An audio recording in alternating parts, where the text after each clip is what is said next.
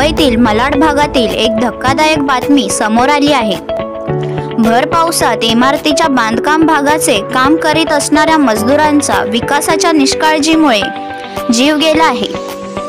मुंबईत सकाळपासूनच मोठ्या प्रमाणात पाऊस पडत आहे आणि यामुळेच माती खचकून 2 मजुरांना आपला जीव गमवावा लागला आहे। घटनास्थळी सध्या बचाव कार्य सुरू झाले असून गंभीराची चौकशी चालू आहे।